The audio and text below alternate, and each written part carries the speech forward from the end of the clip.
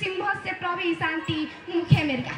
कामहरू केवल इच्छाले मात्र होइन, परिश्रमले सिद्ध हुन्छन्। जसरी सुतेको सिंहको मुखमा मृग आफै पर्दैन, त्यसै गरी परिश्रम र मेहनत बिना कुनै पनि काम सम्भव हुँदैन भन्ने मूल भावका साथ विगत 10 वर्षदेखि आफ्नो मातृभूमिलाई विश्व बजारमा चिनाउन शैक्षिक अभियान, स्वास्थ्य सेवा र धार्मिक पर्यटनबाट आफ्नै जन्मभूमिलाई सिँगार्न अभ्यस्त गुरुदेव संसारका सालग्राम उपासकहरूको भव्य मेला तथा जमघट उत्तरवाहिनी महामेला दामोदर धर्मोत्सव 2082 को पावन अवसरमा आयोजित यस कार्यक्रमका सङ्कल्पकर्ता मेरा आदरणीय अभिभावक प्रभु चैतन्य कृष्ण महाराज गुरु, ज्ञानको गुणलाई भक्तजनहरूमाझ पुर्याउन तल्लीन कार्यक्रमका कथावाचक गुरु, अन्य गुरुहरू, अतिथिगणहरू, उपस्थित सम्पूर्ण श्रद्धालु भक्तजन र अन्य महानुभावहरूमा म श्री दमकडा नमुना माध्यमिक विद्यालय पाल्पाको कक्षा 9 मा अध्ययनरत छात्रा ओजस्वी आचार्यको तर्फबाट न्यानो अभिवादन व्यक्त गर्न चाहन्छु। म एक सिकारु, गुरुहरूको प्रेरणाले निरन्तर सिक्ने ऊर्जा थपिरहेको छ। ज्ञानको संसार फराकिलो छ। हाम्रो संस्कार, संस्कृति, रीति थिति, गुण र व्यवहारको संसार गहिरो छ। सिकाइको मञ्च निरन्तर खडा रहन्छ भन्ने शाश्वत सत्यमा आधारित म जस्तो एक क्रियाशील सिकारुलाई अतिथि वक्ताको रूपमा आज यो दिव्य भूमिमा आफ्नो धारणा राख्ने अवसर प्रदान गर्नुभएकोमा आयोजक टिमप्रति म हार्दिक आभार प्रकट गर्न चाहन्छु। आचार्य देवो भव इति श्रुति सदा वदति धीरम यस्य कृपया विमुक्तोहम तस्मै श्री गुरवे नमः। म यसै श्लोक मार्फत मलाई निरन्तर रूपमा ज्ञानको ज्योतितर्फ उत्प्रेरित गर्नुहुने सम्पूर्ण गुरुहरूमा नतमस्तक हुँदै नमन व्यक्त गर्न चाहन्छु। आदरणीय भक्तजनहरू, झन्डै 5000 वर्षभन्दा पहिले नै सुरु भएको सनातन संस्कृति वा परम्परा विश्वव्यापी परम्परा हो। यो परम्परा निकै नै उदार छ, फराकिलो छ। हिजो पनि थियो, आज पनि छ र भोलि पनि रहनेछ। यो परम्पराको रूपमा स्थापित भएको छ। प्रकृति प्रदत्त ज्ञान वा वेदको स्रोतबाट प्राप्त हुने हाम्रो संस्कार, संस्कृति, रीति थिति, गुण र व्यवहारमा आधारित छ। विश्वकै सबैभन्दा पुरानो र मूल धर्मको रूपमा स्थापित हिन्दू धर्म, जसले मानवीय सिर्जना मात्र होइन, खोज, अनुसन्धान र वैज्ञानिकलाई समेत मार्ग निर्देश गरिरहेको छ। विश्वभरि नै शान्ति फैलाउन चाहने ती बौद्ध, जैन र सिख धर्महरू जुन आज महत्त्वपूर्ण धर्मको रूपमा स्थापित छन्, जसले मानिसलाई काम, क्रोध, हत्या, हिंसा, घमण्ड र दमनबाट मुक्त गराउँदै संस्कार, संस्कृति, रीति थिति, गुण र व्यवहारतर्फ अभिप्रेरित गर्नेछ। हुन त आज हाम्रो धर्म, दर्शन, संस्कार र संस्कृतिलाई अभौतिक, अवैज्ञानिक र अगुडी भन्नेहरूको जमात थुप्रै छ। तर म यो पावन भूमिबाट अनुरोध गर्न चाहन्छु, मूल सुकेपछि भाँडामा जति नै ठुलो घडा राखे पनि घडा पानीले भरिँदैन। त्यसैले संरक्षण मूलको गर्नुपर्छ। हाम्रो धर्मले अघि सारेका दर्शनहरू, शास्त्रमा उल्लेख गरेका नीतिहरू हाम्रो लागि वे टु डेस्टिनेसन भनेर टाँगिएका होर्डिङ बोर्ड जस्तै हुन्। त्यहाँ पर जिरोमा पुगेपछि होर्डिङ बोर्डलाई हेरेर पोखराको बाटो पछ्याइयो भने निर्मी पुगिँदैन। आज संस्कारको कुरा गर्ने, संस्कृतिको कुरा गर्ने, धर्मको कुरा गर्ने, ग्रन्थको कुरा गर्ने, तर व्यवहारमा लागू नगर्ने हो भने हामी हाम्रो असल गन्तव्यमा पुग्न सक्दैनौँ।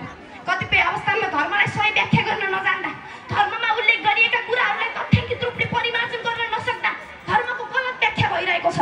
तर म विश्वस्त छु, सनातन संस्कृति कुनै लैङ्गिक हिंसाको पक्षमा छैन, जातीय विभेदको पक्षमा छैन। यो त सबै भक्तजनहरूको पक्षमा छ। सर्वे भवन्तु सुखिना, सर्वे सन्तु निरामया, सर्वे भद्राणि पश्यन्तु मा कस्यचित् दुःख भाग भवेत्। जसले तुलसीको एक पत्रमा भगवान देख्छ, गौमाता पशुमा भगवान देख्छ, शालिग्राम शिलामा भगवान देख्छ। अस्ति भर्खरै काग तिहार र कुकुर तिहार मनाएर आएकी छु। जसले चरणमा सूचनाको स्रोत र आराधना देख्छ, उसले मानिसमा विभेद गर्न सक्छ भन्ने म ठानु कदापि सम्भव छैन। हाम्रो धर्म ग्रन्थ त वैज्ञानिकले पनि स्वीकारेको ग्रन्थ हो, जहाँ प्रसिद्ध वैज्ञानिक अल्बर्ट आइन्स्टाइनले भनेका छन्, when I read the Bhagavad Gita, I discovered how much our modern world is owns to its ancient book. उनले समावेश गरेका छन्, science without religion is lame and religion without science is blind. प्रसिद्ध वैज्ञानिक Robert ह्यान्डबर्गले भनेका छन्, Bhagavad Gita is the most beautiful philosophical song existing in every known tongue. यदि हुँदाहुँदै पनि हामीले हाम्रो सभ्यतालाई स्वीकार्न हिचकिचाइरहेका छौँ। कहिलेकाहीँ त अचम्म लाग्छ महोदय, कहिलेकाहीँ आमा सुन्दर छैनन् भनेर आमालाई पो साट्ने हो कि? आदरणीय भक्तजनहरू, हामीले हाम्रो अभ्यासले समयअनुसार परिवर्तन गरिरहेका छौँ। परिवर्तन आवश्यक छ, तर पुँजीको चक्रमा फसेर हामीले हाम्रो घर, परिवार, समाज, समुदाय, राष्ट्र र मुलुकलाई बिर्सिरहेका छौँ। आधुनिकताको नाममा हाम्रो संस्कार, संस्कृति, रीति र थितिलाई खोक्रो पारेर अनास्थापूर्ण बनिरहेका छौँ। कमाइ त रहेका छौँ, तर कैयौँ चिज गुमाइरहेका छौँ। मोबाइलमा व्यस्त, पैसामा लिप्त र जिन्दगीको दौडमा थकित छ। आज पनि कहीँ बाहर कुर्सीमा बस्नुहुन्छ तर बोलिदिने र सुनिदिने कोही छैन। आज पनि आमाले थालमा भात पस्किदिनुहुन्छ तर धन्यवाद आमा भन्ने कोही छैन। हामीलाई हाम्रा आमा र बाले जन्म मात्र दिएको होइन, रातभरि निन्द्रा बिनै बसेर हाम्रा ससाना रोदनहरू सुनिदिनु भएको, हामीलाई विद्यालयमा भर्ना गर्न खेत र जग्गा बेचेर आफ्नो खुसी साट्नु भएको, एउटा पोसाक किन्दिन आमाले महिनौबाट पाल परेको धोती सियोले तुनेर आफ्नो लाज छोप्नु भएको, आफ्नो छोराछोरी कहिल्यै नरौन् भनेर बाले आफ्ना गहभरिका आँसु दलबन्दीले गोप्य रूपमा पुछ्नु भएको। आज हामी ठुला भएका छौँ, बामाहरू ससाना हुनुभएको छ, हामी सहर प्रवेश गरेका छौँ, उहाँहरू गाउँमै हराउनु भएको छ, हामी बिजी छौँ भन्छौँ, उहाँहरूले हस्तार आफ्नो ख्याल राखेस् भन्नुहुन्छ। तर आज पनि हाम्रा बा र आमाका आँखा मध्यरातसम्म हामी फर्किने बाटो कुरेर बसेका हुन्छन्। आमा बुढी भइसक्नुभयो, अब आमालाई देख्न पनि चस्मा चाहिन्छ, तर आमाको आँखामा त्यही पुरानो माया छ। बाको ढाड कुप्री परेको छ तर मन अझै आफ्नो सन्तानको लागि उभिएको छ। चाणक्यले भन्नुभएको थियो आमाको खुट्टा मुनि पनि स्वर्ग भेटिन्छ, तर त्यो स्वर्गलाई आज हामीले बिस्तारै भुल्दै गइरहेका छौँ। ठुला ठुला महल बनेका छन्, महलहरू खाली छन्, तर वृद्धाश्रममा अति नटी ती बुढा बाआमाहरूले आफ्नो जिन्दगीको पाना पल्टाइरहनु भएको छ। यस्तो अवस्थामा हामीसँग एउटै विकल्प छ, त्यो सनातन संस्कृतिलाई पछ्याउने, धर्ममा लेखिएका कुराहरूलाई पालना गर्ने, यहाँ भएका गलत कुराहरूलाई क्रमिक रूपमा सुधार गर्दै जाने। तर बाटो मुड्ने छुट अब हामी कसैसँग पनि छैन।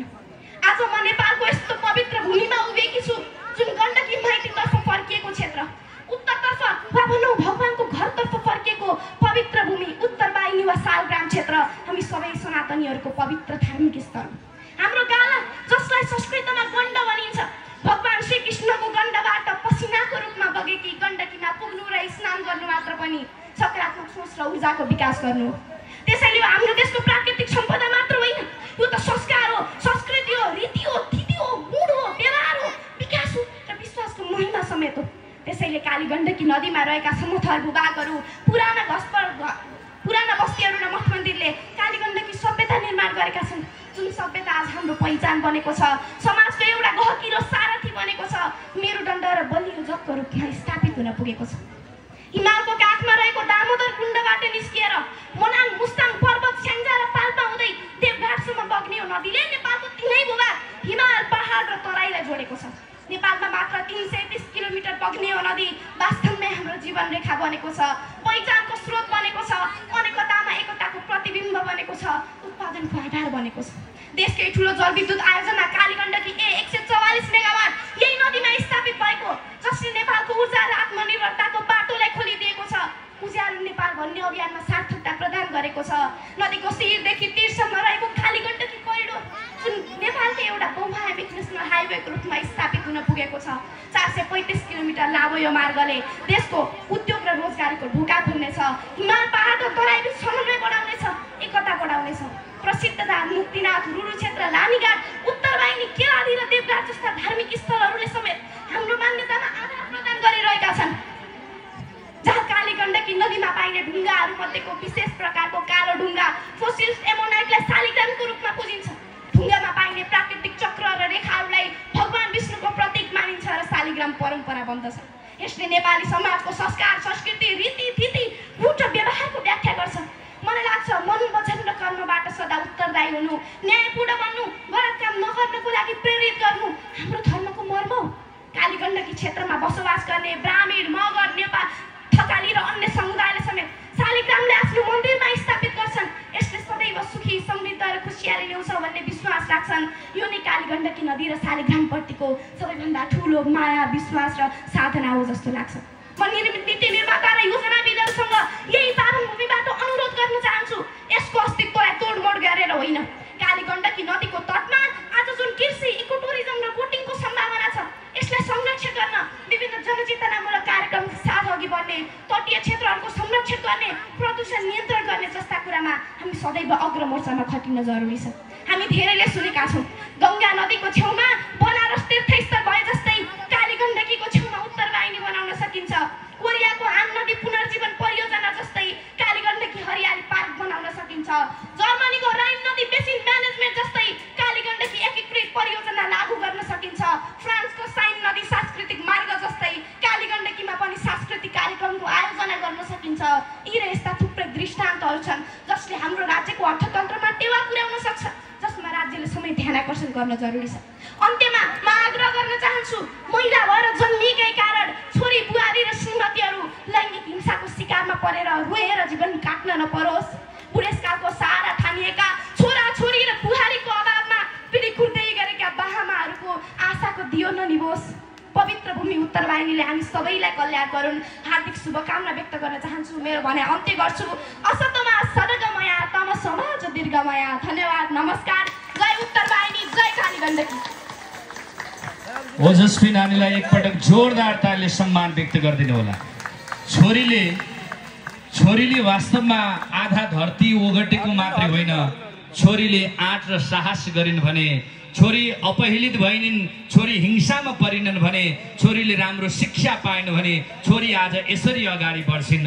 त्यसैले म निवेदन गर्छु, हरेक छोरीलाई आग्रह गर्छु, अब यहाँहरू पनि हिंसामा पर्ने होइन, पीडामा बाँच्ने होइन, अपहेलित हुने होइन, दबावमा बरु बाँच्न, अभावमा बरु बाँच्न सकिन्छ, तर दबावमा बाँच्न सकिँदैन। तपाईहरू अभावमा बाँच्न सक्नुहुन्छ, दबावमा बाँच्न सक्नु हुँदैन। म निवेदन गर्छु, आग्रह गर्छु, छोरी जन्मिएर नाक खुम्साउने यो समाज थियो कतै बेला, कुनै बेला तेरा त धेरै छोरी भए त तर्दैनस्, स्वर्ग जाँदैनस्, वैकुण्ठ जाँदैनस् भन्ने यो समाज थियो। तर आज छोरीले अब आफ्ना बाबा आमालाई काँधमा राखेर अन्तिम दाह संस्कार गर्न सक्ने सक्षम बनिसकेकी छिन्। त्यसैले आग्रह गर्छु, धान रोपेर गहुँ फल्छ भने म बोल्दिनँ, तेल बिना दियो जल्छ